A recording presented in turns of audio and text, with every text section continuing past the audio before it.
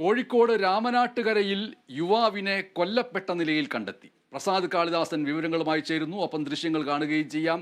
എന്താണ് സംഭവം പ്രസാദ് കാളിദാസൻ? നിലവിൽ ഇപ്പോഴും ആളെ തിരിച്ചറിയാൻ സാധിച്ചിട്ടില്ല. ആ ഒരു മൃതശരീരം ഇപ്പോഴും ഇൻക്വസ്റ്റ് നടപടികളൊക്കെ പൂർത്തിയായിക്കൊണ്ടിരിക്കുകയാണ്. ആരാണ് എന്ന് തിരിച്ചറിയാൻ സാധിച്ചിട്ടില്ല.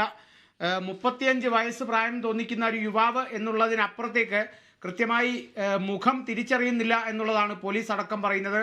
മുഖം കല്ലുകൊണ്ട് തല്ലി ചതച്ച നിലയിലാണ് ഇവർ രാമനാട്ടുകര ഫ്ലൈ ഓവറിന് സമീപത്തായി ഒരു പറമ്പിൽ മൂന്ന് പേർ ചേർന്ന്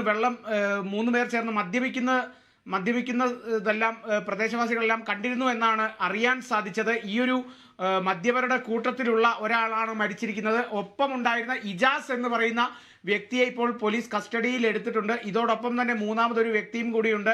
ആ ഒരു വ്യക്തിയെ കൂടി കണ്ടെത്താൻ സാധിച്ചാലേ ആരാണ് മരിച്ചത് എന്ന് പറയാൻ സാധിക്കൂ. എന്തായാലും ദാരുണമായ ഒരു സംഭവമാണ് ഈ ഒരു കോഴിക്കോട് രാമനാട്ടുകര ഫ്ലൈ ഓവറിന് സമീപത്തായി നടന്നത് എന്ന് തന്നെ പറയേണ്ടിയിരിക്കുന്നു. മദ്യപാനത്തിനിടെ അല്ലെങ്കിൽ ലഹരിയുമായി ബന്ധപ്പെട്ട ഒരു തർക്കമാണ് ഇത്തരത്തിലൊരു കൊലപാതകത്തിലേക്ക് കലാശിച്ചത് എന്നുകൂടി പറയാം. 35 വയസ്സ് പ്രായം തോന്നിക്കുന്ന ഒരു യുവാവിൻ്റെതാണ് മൃതശരീരം എന്നാണ് അധികൃതരടക്കം ഇപ്പോഴും പറയുന്നത്.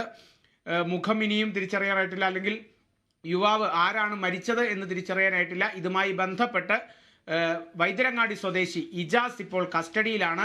3 പേരാണ് ആ ഒരു മദ്യപ സംഘത്തിലുണ്ടായിരുന്നത്. അതിൽ ഒരാൾ മരിച്ചു, ഒരാൾ പോലീസ് കസ്റ്റഡിയിലുണ്ട്. ഇനി ഒരാൾ കൂടിയുണ്ട്.